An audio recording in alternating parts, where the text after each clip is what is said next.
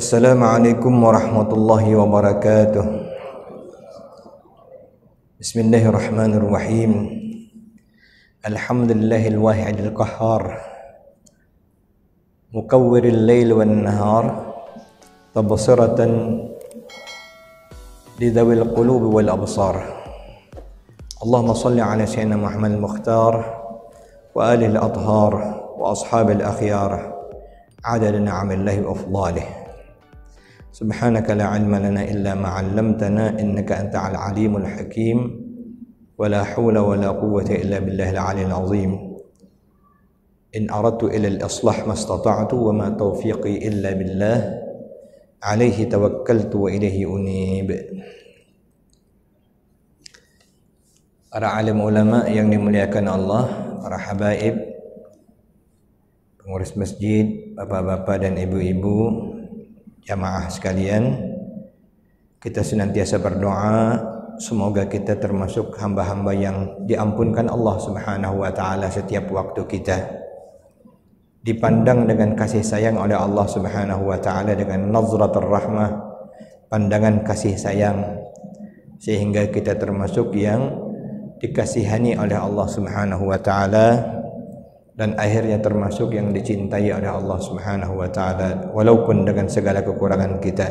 Amin ya rabbal alamin. Kita menyambung untuk membacakan hikmah yang ke-53 dari kitab Al-Hikam Al-Ata'iyah. Hikmah-hikmah anugerah dari Allah Subhanahu wa taala yang berisi ajaran tentang tauhid dan juga tasawuf, bagaimana kita mengenal Allah Subhanahu wa taala. Telah kita sampaikan bahwa awwaluddin ma'rifatullah, pangkal dari agama adalah mengenal Allah Subhanahu wa taala, dan seluruh ilmu yang kita wajib mempelajarinya semuanya dalam rangka ma'rifatullah, mengenal Allah Subhanahu wa taala. Ilmu tauhid ma'rifatullah bil adillati wal burhan. Ilmu tauhid tujuannya mengenal Allah melalui dalil-dalil dan bukti-bukti, baik itu dalil naqli dari nas Al-Quran dan hadis, maupun akli maupun secara akal. Ilmu fiqih ma'rifatullah, mengenal Allah antarikil ahkam, dengan cara kita mengenal hukum-hukum Allah Subhanahu wa taala. Dan ilmu tasawuf diringkas oleh para ulama ma'rifatullahi billah, mengenal Allah dengan bantuan Allah sebagai hakikatnya. Ada Ustaz Adi Tandoe, alhamdulillah. Karena itu ilmu tersebut wajib bagi kita secara global.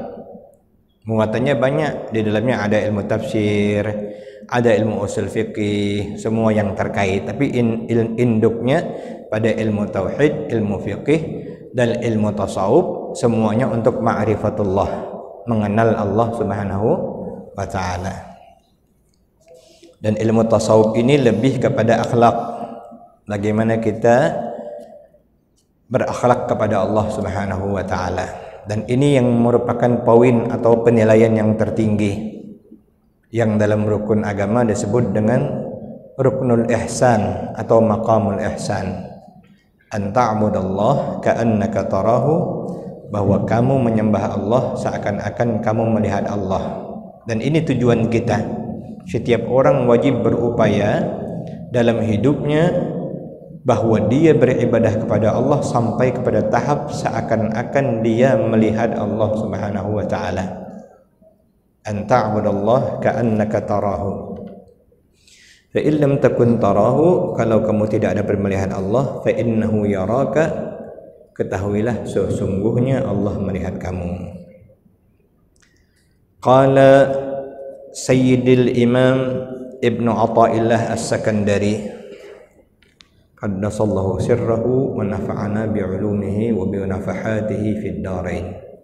Berkata Al-Imam Ibnu Athaillah As-Sakandari, semoga Allah mensucikan rahasianya dan semoga melalui berkah beliau kita mendapatkan kebaikan untuk dunia dan akhirat kita. Amin ya rabbal alamin. Awrada 'alaikal warida liyatasallamaka min yadil aghyari wa liyuharriraka min riqqil athari.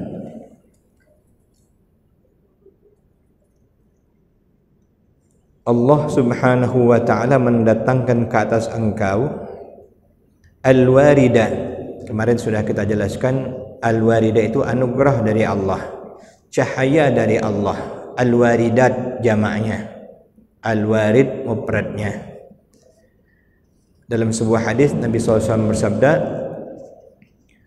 ta'arradu li nafahatillah, carilah nafahat, hembusan anugerah dari Allah. Setiap saat kita carilah hembusan anugerah dari Allah. Nafahat itulah yang dimaksud dengan al-waridat, yang oleh Sidi Ibn Ajibah dalam kitab Iqazul Himam yang kita baca ini kemarin telah menjelaskan bahwa maksudnya yang lebih jelas adalah nurun ilahiyun, cahaya ilahiyah. Jadi orang yang diinginkan Allah, diberikan Allah nuran ilahiyan, cahaya ilahiyah. Awrada 'alaikal warida, sesungguhnya Allah mendatangkan kepadamu al-warid dengan segala bentuknya, yang dulu kita sebut dengan sensitivitas untuk kembali kepada Allah, untuk mendekati Allah, untuk meninggalkan yang buruk, melakukan yang baik, untuk menuju Allah, semangat ingin dekat dengan Allah, rasa ingin dekat dengan Allah, rindu untuk ingat selalu kepada Allah. Itu semua adalah al-warid. Dan di antara mukaddimah-mukaddimahnya, seseorang merasa asing dengan makhluk, seorang merasa kurang suka jika berkumpul dengan makhluk, dia lebih suka ketika dia bersama Allah. Itu di antara al-waridat, anugerah ilahiyah yang menjadikan kita semakin dekat dengan Allah Subhanahu wa ta'ala. Termasuk dorongan kita untuk mengaji, dorongan kita untuk ke masjid, dorongan kita untuk meninggalkan maksiat, semuanya adalah al-waridat, nurun ilahiyun, cahaya dari Allah. Allah datangkan nur ilahi itu, al-warid itu, liyatasallamaka min yadil aghyar. Secara harfiah maknanya untuk menyelamatkan engkau dari genggaman duniawi. Al-aghyar ini kebendaan-kebendaan yang membuatmu lupa kepada Allah Subhanahu wa ta'ala, atau dikatakan selain daripada Allah, makhluk, agar kita dibebaskan dari makhluk. Waliyuharriraka min riqqil athari, dan Allah ingin memerdekakan engkau daripada perbudakan duniawi. Allah menginginkan kita hanya untuknya. Allah selamatkan kita daripada sesuatu yang membuat kita jauh dari Allah, yang membuat kita lupa dari Allah, yang membuat kita terbudakkan, menjadi budak oleh hamba. Padahal Nabi kita membawa agama kita ini, al-Islam, beliau inqadhul ibad, menyelamatkan manusia, min ibadatil ibad, daripada menyembah makhluk, ila ibadati rabbil ibad, untuk menyembah Allah. Nah, disinilah ada pendalaman yang diinginkan oleh ulama tasawuf, bahwa kita menjadikan diri kita, jiwa dan raga kita, bagaimana masuk dalam kategori Abdullah, hamba Allah yang sesungguhnya. Karena yang nama hamba mempersembahkan jiwa dan raganya untuk tuannya, bukan hanya zahirnya saja, tetapi jiwanya pun dipersembahkan. Qala Sidi Ibn Ajibah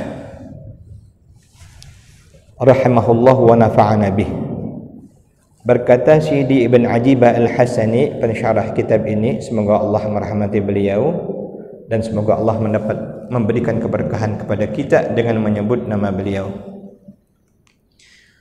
dan membacakan kitab atau syarah dari beliau ini. Innama awrada 'alaika waridal iqbali. Kalau kita mengaji bahasa Arab, innama ini istilahnya adatul hasri. Ini dalam ilmu balaghah, qasar. Hanya saja, tidak ada yang lain. Hanya ini. Innama awrada 'alaika waridal iqbali. Hanya saja Allah mendatangkan kepadamu. Dulu telah kita sebutkan bermacam-macam warid. Di antaranya adalah waridal iqbali, anugerah dari Allah, cahaya dari Allah yang membuat kita al-iqbal, ingin menghadap Allah, menjadikan kita mulai menuju Allah, menjadikan cita-cita kita hanya Allah, menjadikan fokus kita hanya Allah. Allah berikan itu waridal iqbal kepada kita liyu'nisaka bidzikril kabiril muta'ali, agar membuat engkau menjadi tentram, adem, tenang hanya dengan mengingat Allah yang al-kabiril muta'ali, yang maha besar lagi maha tinggi. Jadi seseorang sebenarnya baru dia mendapatkan ketenangan yang sesungguhnya apabila ketenangannya itu bersama Allah, apabila ketenangannya ketika ingat dengan Allah. Dalam Al-Quran Allah berfirman, ala bidzikrillahi tatma'innul qulub. Ketahuilah hanya dengan mengingat Allah hati menjadi tenang. Jadi kalau kita masih tenang dengan duit yang banyak, tenang dengan rumah yang mewah, tenang dengan rumah yang cantik, sementara ketika ingat Allah tidak ada tenang, itu terbalik namanya ya. Artinya kita bahagia dengan makhluk, bukan dengan Khalik. Ketenangan sesungguhnya baru disebut ketenangan tatkala kita bahagia dan tenang saat kita bersama Allah. Ini boleh kita ukur-ukurlah diri kita. Kita masuk kategori yang mana? Apakah kita merasa tenang dan bahagia waktu berlimpah dunia, jauh dari Allah, atau sebaliknya waktu kita dekat Allah maka rasa tenang itu kita rasakan. Nah, beruntunglah orang yang merasa tenang ketika dia dekat dengan Allah. Mudah-mudahan kita kalau sudah dekat dengan Allah, semuanya datang dewek nanti ya. Nah, semuanya datang dewek. Amin ya rabbal alamin. Fa idza ishtaghalta bi dzikrihi, kalau engkau sudah menyibukkan dirimu hanya dengan mengingat Allah, kita wajib memahami bahwa yang dimaksud ini adalah progresif, aktif, bukan pasif. Ingat Allah bukan berarti kita tidak boleh kemana-mana, duduk rumah, duduk masjid, duduk sajadah, kerja idak, apa idak. Itu bukan. Ulama tasawuf sendiri mengecam, banyak kan orang ngaku, oh ngamalkan tasawuf, dengan bini bilang aku nak ngamalkan tasawuf lah dek, aku tak mau lagi kerja, tak mau lagi dunia. Jadi malah yang seperti itu namanya al-bitalah. Para sufi sendiri menganggap itu sebuah pelecehan terhadap tasawuf, karena tasawuf bukan pengangguran, bukan. Tetapi yang diinginkan adalah bagaimana kita selalu ingat kepada Allah. Dalam ibadah ingat kepada Allah, dalam bekerja ingat dengan Allah, dalam muamalah ingat dengan Allah, bahkan tidur pun ingat dengan Allah. Ingat ini dari rasa zauq yang pertama kali, kemudian dalam ungkapan perilaku kita. Orang yang bekerja cirinya dia ingat dengan Allah. Ketika dia punya jabatan dia amanah, dia tidak mengkhianati, dia tidak korupsi, dia tidak menzalimi harta orang lain, dia tidak memotong hak orang lain. Itu bahagian daripada ibadah, ingat dengan Allah. Karena makna az-zikr itu sangat luas. baca Quran ibadah, zikir ibadah khusus, tasbih zikir, semuanya itu zikir, masuk dalam zikir ya. Jadi jadikan segala kegiatan kita itu tentunya yang halal, yang ikut dengan aturan Allah dan Rasulnya melalui bimbingan para ulama. Sibukkan diri kita dengan mengingat Allah.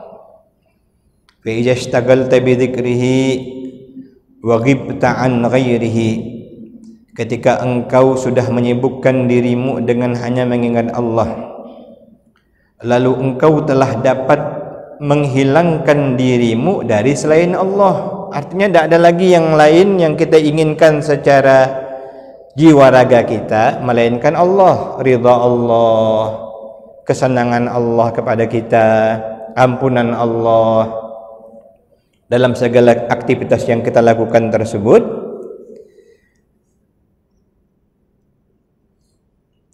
Tasallamaka ay anqadhaka min yadi lususil aghyar, maka Allah menyelamatkan engkau. Allah telah menyelamatkan engkau dari tangan pencuri-pencuri duniawi. Sebab semuanya ini ingin mengambil jiwa kita. Kalau boleh diilustrasikan, ada sesuatu yang ingin mencuri jiwa kita. Dunia ingin mencuri jiwa kita, syaitan ingin mencuri jiwa kita, sehingga kita ibarat tubuh tanpa ruh, ingin diambilnya esensi kita itu. Nah, kalau kita tahu, tentu kita pertahankan. Kita kembalikan kepada pemilik asalnya, yaitu Allah Subhanahu wa Ta'ala.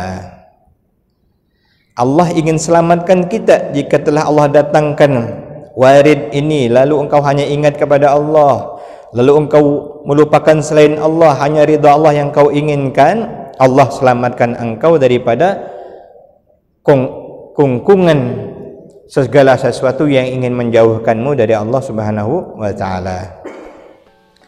Ba'da an shaddu awthaqaka bihabli hawaka, di mana segala sesuatu selain Allah yang sifatnya duniawi bendawi ini, yang merupakan ego dan syahwat duniawi yang rendah ini, mereka telah berupaya penuh menarikmu dengan tali hawa nafsumu, tali egomu. Pada potensi diri kita Allah telah lengkapkan. Ada potensi yang namanya al-qalbu, hati atau roh. Ada yang namanya potensi akal untuk mengimbangkannya. Ada potensi al-hawa, keinginan. Inilah kesempurnaan makhluk yang bernama manusia Allah ciptakan. Namun jika kita tidak dapat mengontrol, al-hawa ini mengalahkan semuanya. Hawa nafsu ini mengalahkan kita. Karena itu wajib kita kontrol. Allah tolong kita. Allah berikan kewajiban-kewajiban, salat, puasa, kemudian lagi diajarkan menjauhkan hal-hal yang tidak mendatangkan faedah, jangan ghibah, jangan fitnah, jangan dengki. Semuanya dalam rangka Allah menolong kita menundukkan hawa nafsu tersebut. Nah, jadi hawa nafsu terus merongrong kita. Wasajanuka fi jni huzuzika wa munaka. Hawa nafsu, segala sesuatu yang bersifat duniawi bendawi, syahwani, mereka semuanya mempenjarakanmu dalam penjara huzuzika, keinginan rendahmu, keinginan syahwat, wa munaka, dan cita-cita syahwani yang sifatnya semuanya bukan karena Allah, yang dibonceng oleh kebanggaan, yang dibonceng oleh kedengkian, yang dibonceng oleh kerakusan, ketamakan, memenjarakanmu semua. Jadi Allah mendatangkan kita warid untuk menolong kita agar kita hanya memfokuskan diri kita kepada Allah. Allah selamatkan kita daripada kungkungan duniawi bendawi yang dimotori oleh hawa nafsu kita, yang mereka semuanya memenjarakan kita. Allah bebaskan kita dari hal itu semua. Waliyuharriraka wa ya'tikaka, untuk Allah merdekakan engkau. min riqqil athari, daripada perbudakan-perbudakan dari makhluk. Ba'da an malakatka, yang sebelumnya mereka menguasai engkau. Ini kalau bukan karena Allah tolong kita dengan mendatangkan nur ilahi ini, maka terpenjaralah kita oleh belenggu syahwat kita.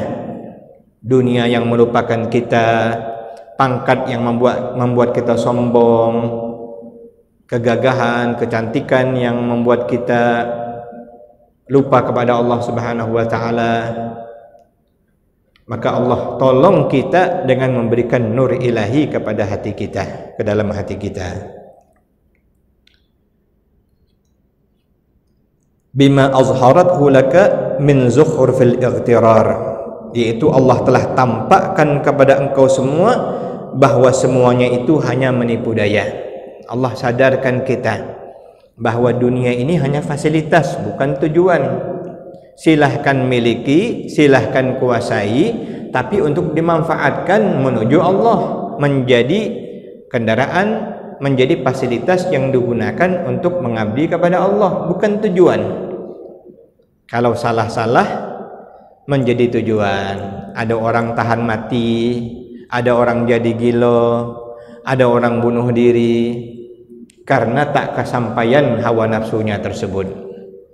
Ini na'udzubillah summa na'udzubillah min dzalik. Allah ingin mengajarkan kita bahwa semuanya itu hanya fasilitas yang dapat menipu kita kalau kita tidak mengontrolnya.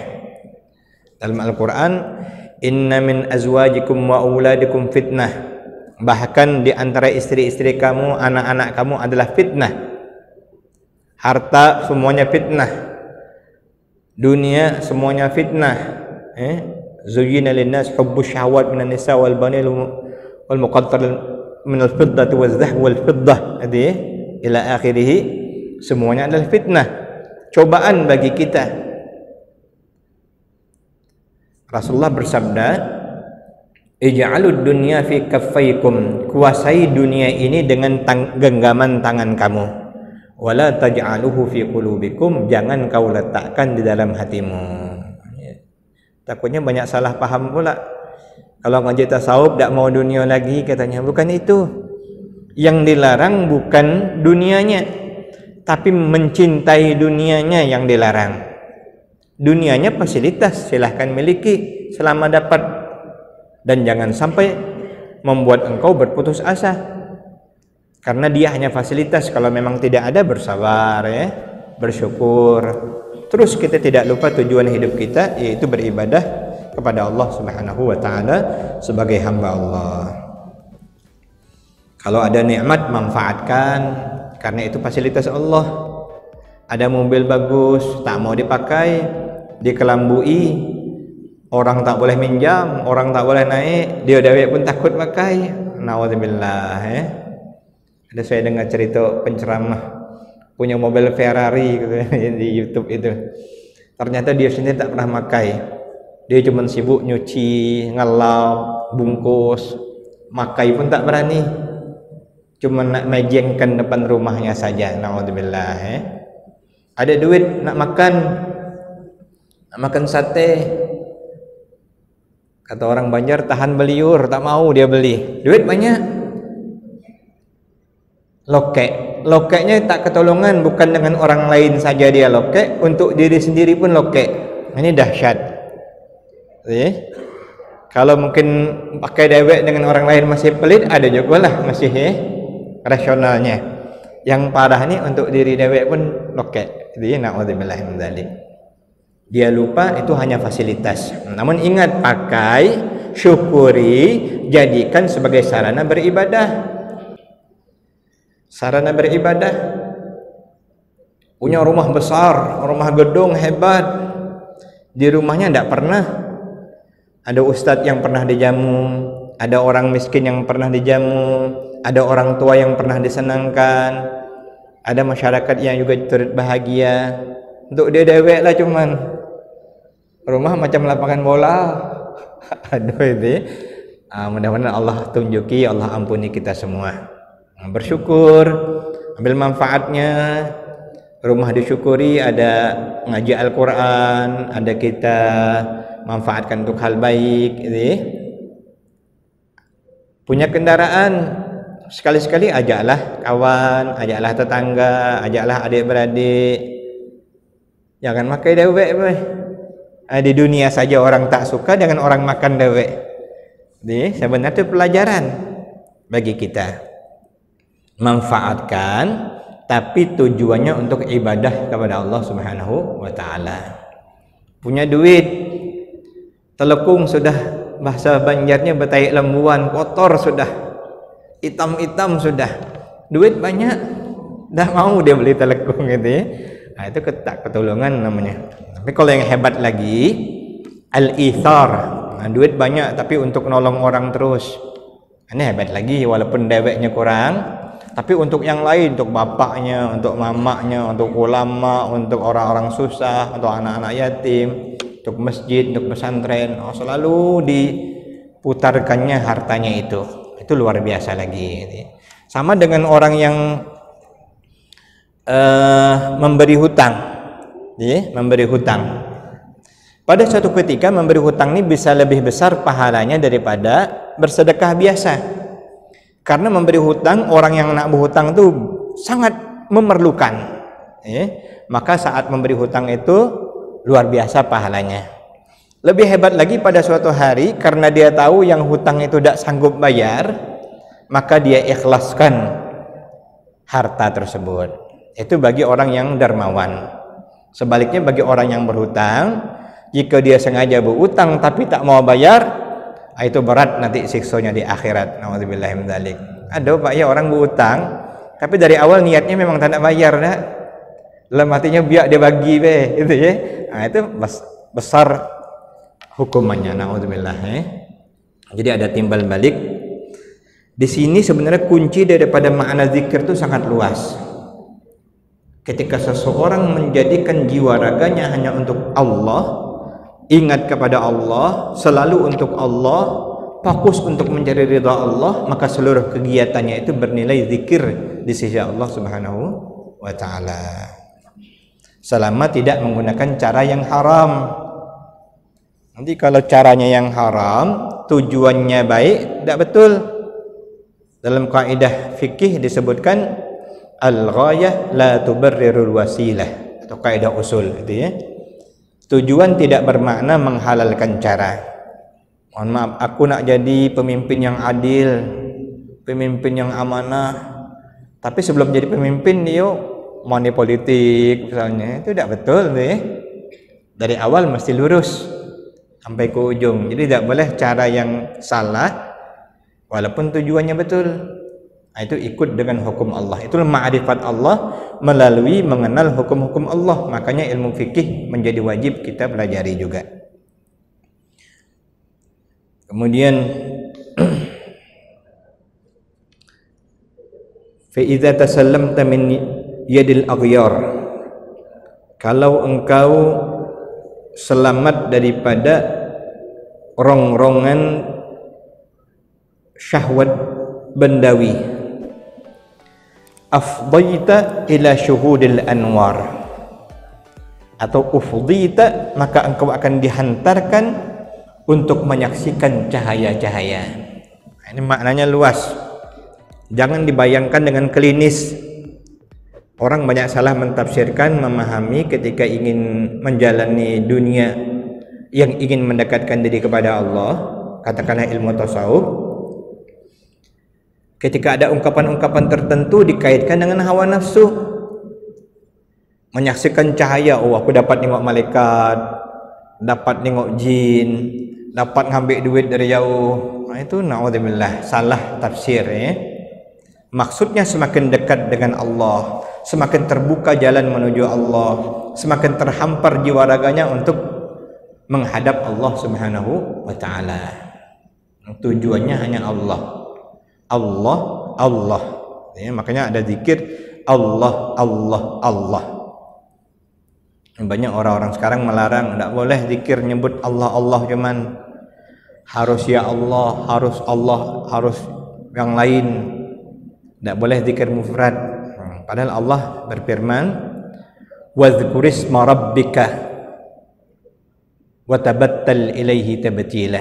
Sebutlah nama Tuhanmu. Di antara nama Tuhan kita adalah Allah. Nama pertama, induk daripada segala nama Allah.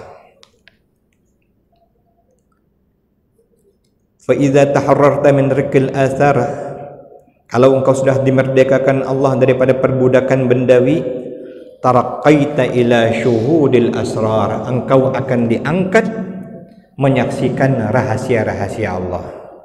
Nah, ini seseorang, mudah-mudahan kita termasuk di antaranya, dengan kelembutan Allah diangkatkan Allah kita, ditinggikan Allah. Nah, cuman godaannya banyak. Ketika seseorang menyadari dirinya sedang ditinggikan Allah, kalau dia tidak kuat, kalau masih hawa nafsunya yang merongrong, dan ini lebih halus, rongrongan hawa nafsu dalam bentuk ukhrawi lebih berat daripada bentuk duniawi. Kalau godaan lewat harta mungkin dapat dikesan lebih cepat, tapi kalau godaannya lewat akhirat, misalnya dikenal sebagai ulama besar atau istri ulama besar, keluarganya keluarga dipandang sebagai keluarga ulama yang dimuliakan misalnya, atau semua orang sudah tahu dia hafal Quran, semua orang tahu dia pondok pesantren, semua orang tahu dia orang yang rajin beramal, lalu di hatinya timbul rasa bangga. Oh, aku ini memang pantas dimuliakan karena kedudukanku ini, karena keturunanku ini, karena amalku ini, karena ilmuku begini. Tipu daya syaitan dalam bentuk ini lebih berbahaya daripada yang nampak. Karena ini tak nampak, makanya ilmu tasawuf hadir untuk membantu kita membersihkan jiwa kita, supaya tidak ada lagi yang lain-lain tersebut, melainkan hanya Allah. Qul Allah, katakanlah hanya Allah. Walaupun zahir kita macam biasa, zahir kita ibadah, zahir kita mengaji, zahir kita bekerja, zahir kita bermuamalah, zahir kita bergurau, tapi hati kita, tujuan kita, pandangan batin kita Allah. Inilah yang dikenal dalam istilah tarikat Naqsyabandiyah khalwat dar anjuman. Dimanapun kita berada, kita sedang khalwat. Disebut juga dengan al-khalawat fil jalawat. Dimanapun berada, sesungguhnya jiwa kita hanya bersama Allah. Zahir kita bersama makhluk, batin kita bersama Allah Subhanahu wa ta'ala. Inilah tujuan kita, kenapa kita mengaji, kita belajar, kita perbaiki diri kita. Dunia yang kita miliki kita manfaatkan sebaik-baiknya, dan kita sadari itu hanya fasilitas. Kita cari, silahkan, itu fasilitas, silahkan manfaatkan, syukuri, namun ingat tujuannya adalah untuk Allah, beribadah kepada Allah, mencari ridha Allah, melakukan apa saja yang diridhai Allah, dan batin kita, rasa kita senantiasa al-uns, tenang ma'allah, bersama Allah Subhanahu wa ta'ala. Mudah-mudahan Allah menolong kita, walaupun dengan segala kealpaan kita, kelemahan kita, kesalahan kita, Allah tolong dengan al-waridat, dengan anugerah-anugerah yang Allah berikan kepada hamba-hamba yang diinginkannya. Amin ya rabbal alamin. Fi lutfin wa afiyah, semuanya dengan kelembutan dan jagaan dari Allah Subhanahu wa ta'ala. Ala ya'lamu man khalaqa wa huwal latiful khabir. Ya latifan bi khalqihi, ya aliman bi khalqihi, ya khabiran bi khalqihi. قلتم بنا يا لطيف يا عليم يا خبير يا لطيفا بخلقه يا عليما بخلقه يا خبيرا بخلقه قلتم بنا يا لطيف يا عليم يا خبير يا لطيفا بخلقه يا عليما بخلقه يا خبيرا بخلقه قلتم بنا يا لطيف يا عليم يا خبير يا لطيفا لم يزل ألطف بنا فيما نزل إنك لطيف لم تزل ألطف بنا والمسلمين يا لطيفا لم يزل ألطف بنا فيما نزل إنك لطيف لم تزل ألطف بنا والمسلمين يا لطيفا لم يزل ألطف بنا فيما نزل إنك لطيف لم تزل ألطف بنا والمسلمين يا الله بنظرة من العين الرحيمة تداوي كل ما بي من أمراض سقيمة آمين يا الله يا رب العالمين. بسم الله الرحمن الرحيم الحمد لله رب العالمين. اللهم صل وسلم على حبيبك ورسولك وصفيك سيدنا وحبيبنا وشفيعنا وقرة عين ومولانا محمد وعلى آله وصحبه أجمعين. اللهم الطب بنا والمسلمين يا لطيف يا لطيف يا لطيف يا عليم يا خبير. اللهم كن لنا ولا تكن علينا. اللهم احفظنا من كل سوء فالله خير حافظا وهو أرحم الراحمين. اللهم ارزقنا الدنيا لآخرتنا. اللهم ارزقنا الدنيا لآخرتنا.